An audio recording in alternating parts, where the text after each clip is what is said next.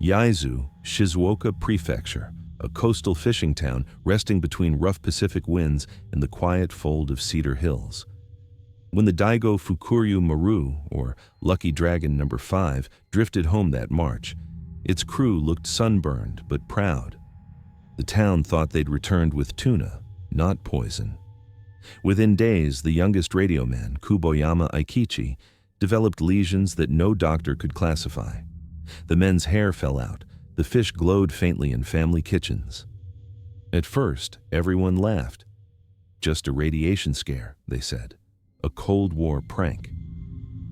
But then the reports kept coming. Livestock dying, nets that burned hands, and a strong metallic smell from the ship's hull. Today, a glass case in Tokyo holds Kuboyama's last signed logbook, its edges spotted with corrosion. Decades later, Hollywood would soften this story with rubber suits and roars. But in 1954, Japan met its first real monster, and it didn't need scales. March 1st, 1954. The fishing vessel Daigo Fukuryu Maru sails near Bikini Atoll, 160 kilometers from a restricted test site.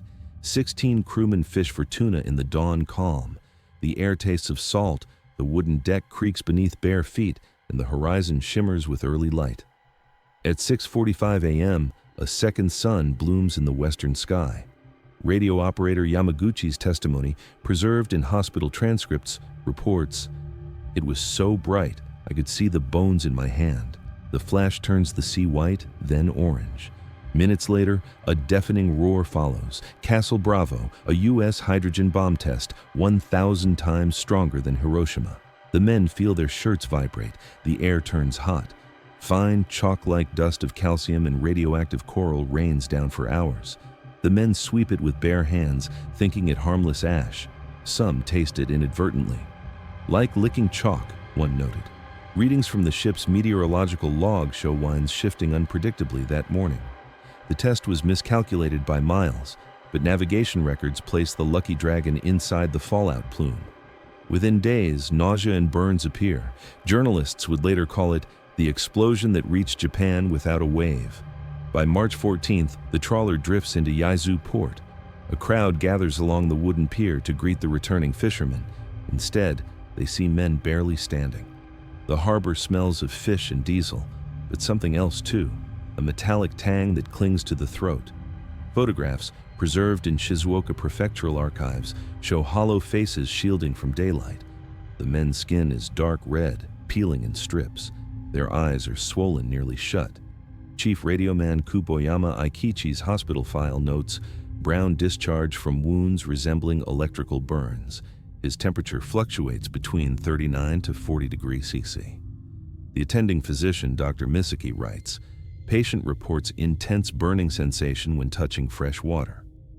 The men are quarantined at Yaizu Municipal Hospital. Doctors are told it might be a contagious tropical illness. Nurses wear double masks. In the silence between temperature checks and bandage changes, the men describe a distant flash, a sky-filling light. Ministry of the Health officials quietly confiscate the nets, tools, and catch. Tests performed at Tokyo University show radiation levels 300 times normal background. Documents marked confidential note contamination throughout the vessel's wooden frame. Residents later recalled a smell. Salt, rust, and something like medicine, one woman said. The ship's wooden planks darkened with each tide. Paint blistered off the hull within weeks. When U.S. authorities announced a routine detonation, fishermen pressed for compensation. Asahi Shimbun's local correspondent filed 27 stories in April alone. None appeared in the international press. Instead, rumors spread that the crew were contaminated and cursed. Shops refused to buy Yaizu tuna. Neighbors stopped visiting their homes. Children were told not to play with the fishermen's families. The town began to rot from isolation long before anyone died. By September 23, 1954, Kuboyama's condition worsens.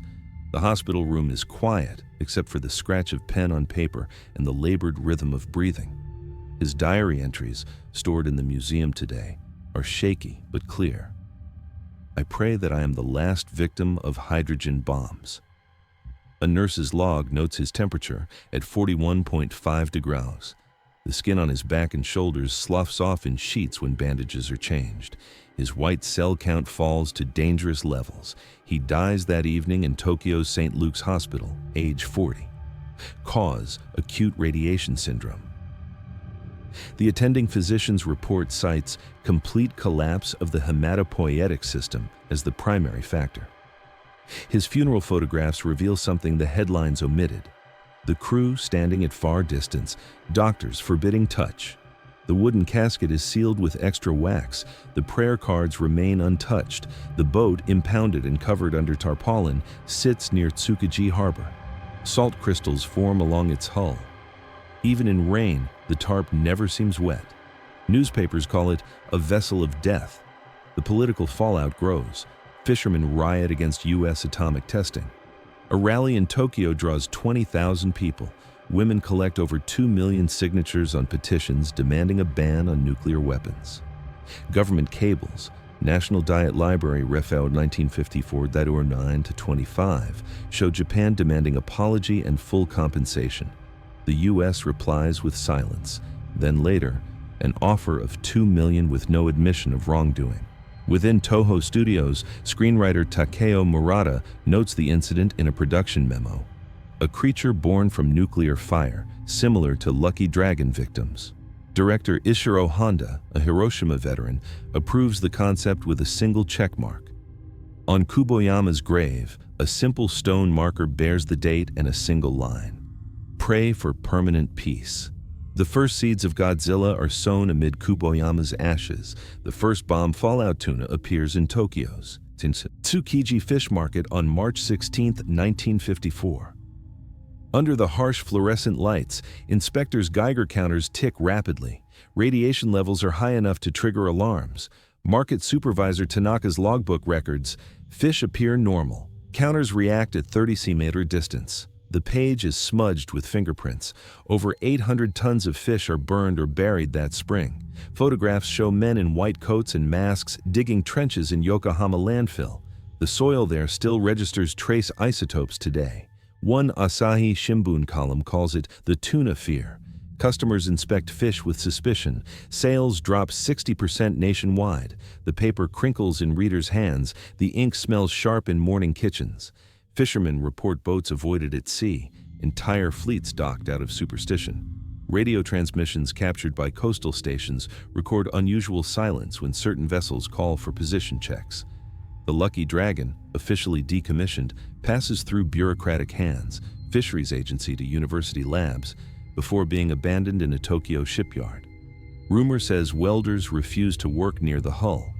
A lab technician later reported to the press, "The counters never stopped ticking, even when switched off. When the batteries were removed, the needles still trembled.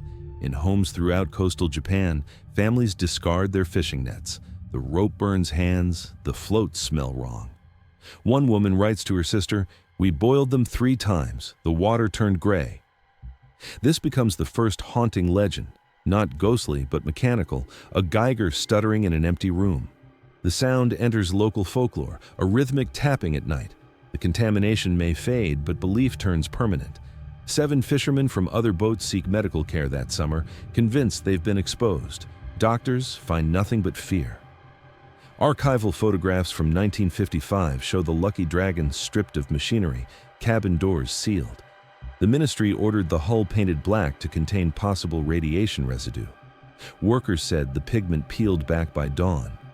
A maritime survey document notes, hull integrity compromised in sections A3-D7, consistent with prolonged exposure to abnormal heat conditions. The paper bears water stains along its edges. A security guard, Takashi Endo, leaves a 1956 police statement. "When I passed the dry dock at night, I heard dripping inside the hull. But when I opened it, no condensation, nothing." The testimony is filed under miscellaneous disturbances. The Yaizu Fishermen's Cooperative pressured the government to dismantle the vessel. Politics froze it instead. The boat sits in bureaucratic limbo, mentioned in 5 separate committee meetings without resolution. Superstition took over. Children dared each other to touch its frame. Those who did sometimes developed rashes. Parents blamed the curse. School attendance records from nearby districts show unusual patterns of absence each time the vessel was moved. It stayed there, an unwanted relic. Tarpaulins replaced regularly became brittle within months. Maintenance logs show unusual degradation rates for all materials contacting the hull. A night watchman's report, preserved in municipal archives, the smell is strongest before rain, like metal and medicine. His employment ended after 3 months. Reason cited, chronic insomnia. When Toho's sound designers visited to record water ambience for Godzilla, 1954, they refused to approach the hull. It smelled like sickness, one recalled in a production interview. We used stock sounds instead. By year's end, the Tokyo Port Authority reclassifies the vessel as special storage, no public access. The paperwork is stamped with an unusual designation, potential environmental concern. The ship's brass bell, removed during decontamination, is never found. Inventory list noted as missing since initial quarantine. November 3, 1954. Gojira premieres in Tokyo. The theater lobby buzzes with whispers. Outside, rain streaks the film posters. Inside, seats creak as the audience settles. A grim cautionary allegory directed by Ishiro Honda, himself a Hiroshima veteran. The projector hums, casting stark shadows across the screen. The monster that tramples Tokyo is not merely fiction. Production records show script drafts referencing Ash of Death and Lucky Dragon Fisherman. The screenplay's 5th revision contains handwritten margin notes. Make the burns visible. People remember the burns. Promotional posters depict smoke and waves striking ships. The artwork bears striking similarity to news photographs from March. The colors bleed at the edges where fingers have touched them repeatedly. Reaction divides the nation. Politicians call it anti-American propaganda. Survivors call it truth. Children cry but can't look away. The theater manager reports 3 viewers fainted during the destruction sequence. Kuboyama's widow, interviewed by Mainichi Daily News, Dec 1954, said softly, "They finally see what we saw." Her hands fidget with a handkerchief throughout the recorded interview. The nation, still under occupation influences, finds its grief translated into rubber and roar. Film reels click through projectors across the country. The sound system crackles with the monster's cry. A sound designer later revealed it was created by dragging a resin-coated glove across cello strings. Yet within weeks, the film's shock softened. Merchandise appeared. Children played with plastic monsters on schoolyards where real ash had fallen. Studio accountants reported unexpected profit margins. The real boat continued to decay, silent outside the city, while its imaginary twin sold movie tickets. Tourism to Yaizu declined by 40%. Local inns reported vacancies throughout winter. In the Tokyo Marine Museum, a small exhibit opens. The fishing industry, challenges of modern times. The Lucky Dragon's name appears nowhere in the display. Throughout the 1960s, Japan's fishing industry recovers. New vessels launch from renovated shipyards. Tuna exports reach pre-incident levels. But the Lucky Dragon sits forgotten at Tokyo University of Education's yard, repurposed for research training, but largely ignored. Temperature logs show workers avoided its deck at midday, though no radiation remained measurable by 1960. Equipment malfunctions occurred with unusual frequency. Electrical systems required monthly replacement. A 1964 note from maintenance worker Kato reads, "Every storm, the ship creaks though the ropes are still." The handwriting grows increasingly erratic as the page continues. Researchers studying marine ecology refuse to use samples collected near the vessel. Academic papers from this period note anomalous degradation patterns in materials stored aboard. By then, Godzilla had spawned sequels. Box office receipts show steady profit margins. Merchandise fills store shelves. Children who never knew Hiroshima or Nagasaki play with rubber monsters. Yet among those who saw the original hull, a muted guilt lingered, as if diverting tragedy into entertainment had unmoored something spiritual. University staff requested transfers. Custodians worked in pairs. The ship's original radio operator, Masuda, dies of leukemia in 1967. His hospital records note, patient insisted on removing all metal objects from the room. The attending nurse reported he woke frequently, saying he heard clicking sounds. A curator at the Maritime Museum proposes acquiring the vessel for historical preservation. The university agrees immediately. The transfer document contains an unusual clause: transportation to occur during daylight hours only. When Toho released Godzilla vs. Mothra, a reporter asked Honda about the inspiration. He looked down and said, "We filmed because we feared forgetting." The interview recording captures an unusual moment of silence afterward, broken only by the hum of the tape machine. That year, Yaizu fishermen report record catches. No one speaks of radiation anymore. The silence itself becomes a form of haunting. 1976, the Environmental Agency suggests dismantling the boat. The proposal cites deteriorating condition and limited historical value. The meeting minutes record no objections. Public outcry arises among Yaizu residents who view it as memorial. Petition signatures fill 27 pages. One letter attached to the file reads, "You cannot bury what has already been buried." The city petitions to preserve it under the title Peace Ship. The document bears an unusual watermark, as if exposed to heat. Radiation safety tests clear the hull. Instrument readings fall within normal parameters, but technicians note in margins, equipment failure rate 37.5%, well above expected average. By 1979, the vessel moves to Tokyo's Yumenoshima Park, rebuilt as the Daigo Fukuryu Maru Exhibition Hall. The movement requires special permits. Workers refuse overtime. Restoration logs reveal eerie detail. Carpenters refused night shifts. Fresh paint peeled within weeks near the radio room. Tools disappeared and reappeared without explanation. The site supervisor requests reassignment after 3 months. The museum curator, Shigeyoshi Masaki, installs thick glass panes to keep dust off, though internal memos hint it was to calm staff unease. His notes describe unusual static electricity around original components. The ship becomes both exhibit and tomb. Display lights flicker despite rewiring. Audio guide recordings develop unexplainable static during sections describing the bikini test. Visitors leave apology letters under the glass, quiet thanks to a man's last diary line, "Let me be the last." These accumulate in a cardboard box replaced monthly. Museum staff never discard them. On opening day, a power failure affects only the exhibition hall. Emergency generators activate without explanation. Maintenance records show no electrical fault. A night guard requests transfer after 2 weeks. His resignation letter states only, "The radio room hums after midnight." The position remains difficult to fill. By year's end, school tours begin. Children press hands against the glass and ask, "Is this where Godzilla came from?" Early 1980s. The museum catalogs the remaining instruments: Kuboyama's watch, Geiger counter, personal letters. The artifacts rest in climate-controlled cases. Under fluorescent lights, the metal surfaces gleam dully. Tour logs note frequent complaints about dizziness near the radio room. Air safety tests show nothing unusual. The ventilation hums steadily. The glass cases reflect visitors' concerned faces. Archivist Yoshiko Morita privately records in her diary, found in Estate 2007. Sometimes, when unlocking the exhibit, the intercom hisses before the power comes on. Her penmanship grows increasingly erratic in entries from February through April. Technical staff replace light fixtures monthly. Bulbs burn out prematurely above certain displays. The maintenance ledger shows expenses 40% higher than comparable facilities. Local press writes about lingering energies.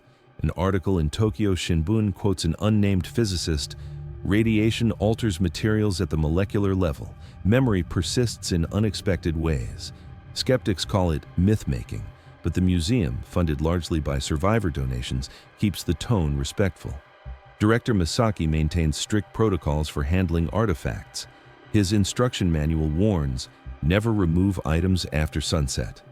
Each March 1st, a memorial service is held. The room fills with incense and whispered prayers. Survivors' families recite the diary line aloud. "I pray that I am the last victim of hydrogen bombs." Politicians attend rarely. The Prime Minister once sent a wreath with a misprinted name, a small disrespect that locals never forgot. The incident appears in 3 separate newspaper editorials.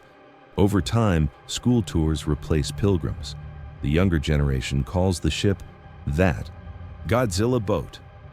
Few realize which story came first.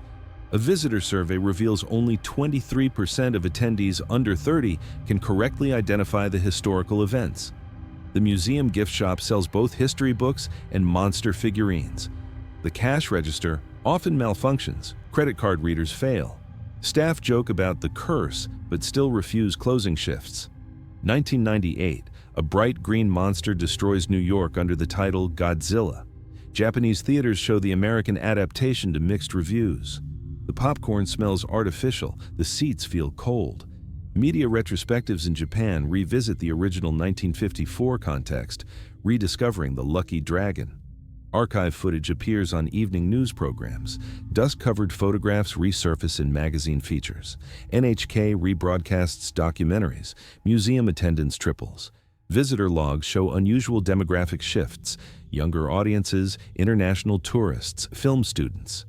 In an interview, film historian Ryusuke Hikawa says, "Hollywood forgot that our monster was human first." His voice remains steady, but his hands twist a pen until it breaks. The exhibition hall installs a new wing, cultural impact from history to cinema. Display cases show original movie props alongside historical photographs. The glass reflects both images simultaneously, creating unintentional ghosting effects. Letters flow into the museum again, nearly 1,000 in 1 year.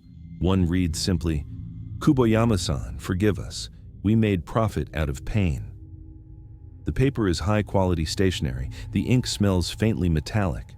The curators decide to display a copy beside the logbook. The letters pile steadily.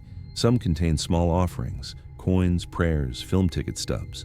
For the first time since 1954, Yaizu fishermen visit together. A photograph in the visitor center shows 15 men, all over 60, standing before the hall. Their faces are solemn. The floor beneath them appears darker in the image, as if permanently shadowed. Though the sea has long cleansed itself, they refrain from eating local tuna for that day. A superstition or penance, no one can say. But at sunset, the waves reflect crimson like film stock burning under light. Museum security reports unusual static on radio frequencies that evening. The night watchman's log notes, "All systems functioning normally, but communication channels unclear. Switching to backup systems recommended." A small crack appears in the glass covering Kuboyama's diary. The repair order is filed but never completed. Early 2000s, Toho re-releases Godzilla, 1954, in restored 4K. The film grain dissolves into sharp clarity. Theaters sell commemorative programs with historical context. The press tour visits the Daigo Fukuryu Maru Exhibition Hall. Camera crews set up under bright lights. The wooden hull creaks in response to footsteps. Crews report camera faults in the radio cabin. Digital recordings show horizontal distortion lines. Audio tracks capture unexplained low-frequency hums. 2 journalists. Faint in the heat, record shows electrical systems fully operational. Museum director Masaki holds a press conference. "It is not haunting. It is memory that disturbs instruments because we disturb it." His voice remains steady, but the microphone feedback grows increasingly erratic. Technical staff note unusual power consumption during the event. Backup generators activate without triggering protocols. The building's electrical system undergoes 3 separate inspections, revealing no faults. Academic journals link rising museum attendance to Japan's renewed nuclear anxiety after post-war energy debates. Visitor demographics shift toward university students and international tourists. The Lucky Dragon story evolves again, from forgotten vessel to living metaphor. Conservation efforts intensify, humidity controls are upgraded, the original wooden planks receive specialized treatment to prevent further decay. But doctrine in local schools omits details of fallout victims beyond Kuboyama. Many call it a war-related accident. The curriculum references environmental damage rather than radiation poisoning. A researcher examining visitor logs discovers an anomaly. The signature book shows more names than the electronic counter records. The discrepancy occurs only on March 1st each year. Some silences never end, they only change tone. The museum's audio guide refers to the incident rather than the test. Government documents still classify certain radiation reports. At the Godzilla premiere event, an elderly man approaches the director. Cameras capture their conversation. "My brother was on that boat," he says. The director bows deeply. No further words are exchanged. 2021. The museum undergoes renovation. Artifacts temporarily moved for climate control installation. The conservation team wears gloves and masks. Their breath fogs in the artificially cooled air. Workers open the sealed glass over Kuboyama's logbook for the first time in decades. The paper has yellowed but remains legible. The binding creaks as technicians photograph each page. A subtle electrical discharge arcs across the rim. Harmless, static perhaps, but enough to startle the technician. The incident appears in maintenance logs. Possible electrical fault at case number 7. Recommend system check. "Smelled like something metallic," he wrote in maintenance notes. The pen strokes grow heavier toward the end of the entry. Later that night, motion sensors trigger twice, though cameras show no entry. Security footage reveals only empty hallways. The alarm sound echoes through vacant exhibition spaces. Curators dismiss it as power fluctuation, yet archive files now require signatures before entering that section. The access log fills with names. The ink seems to fade more quickly than normal. Visitors often report hearing a faint clicking sound, like a Geiger counter slowing down when standing near the hull. A sound engineer attempts to record the phenomenon. His equipment registers nothing unusual, but the battery drains completely. Safety readings remain normal. The museum's annual radiation check shows levels well within acceptable parameters, yet staff still avoid certain areas after closing. A high school physics class visits for a field trip. Their teacher demonstrates a Geiger counter's function. The device remains silent until approaching the radio room display, where it emits 3 unexpected clicks. Still, one plaque near the exit reads, "Please refrain from knocking on the glass. This ship listens." The metal shows fingerprints despite daily cleaning. On rainy days, the wood seems to darken. Humidity sensors show normal readings. Conservation experts find no explanation for the color shift. In the archive basement of the Daigo Fukuryu Maru Hall, the original 1954 Geiger counter rests, still encased. The metal has dulled with age. The needle sits motionless behind scratched glass. The display card notes simply, "Return to 0, March 1955. The typeface is clean and modern, replaced during recent renovations. But when the narrator stands before it, the air feels heavy, as if salt water rescinds through time. The room temperature drops slightly. The lighting seems dimmer here than elsewhere. The museum is quiet now, only the hum of the dehumidifiers and the ocean beyond the highway. Footsteps echo differently near certain displays. I switch off my recorder out of respect, aligning it gently beside Kuboyama's photograph. The battery indicator shows full charge, but the device powers down completely. The frame's glass has hairline cracks that seem to shift in light. Conservation reports note the damage appeared spontaneously in 2015. 3 replacement panes developed similar patterns within months. Before leaving, I signed the visitor log. Field record Darvetter 73. End of interview. The pen feels unusually heavy. The ink spreads slowly across the paper. Outside, gulls cry over the reclaimed parkland that once was a landfill, built atop ashes and coral dust carried home by the wind of another world. The air tastes cleaner than it should. Every year, tourists still stand by the boat joking about the real Godzilla. Children pose for photographs. Parents explain history in simplified terms. And sometimes, late afternoon, sensors click once more, quietly answering. Security logs note occasional equipment malfunction, always at the same hour. Technicians find no cause.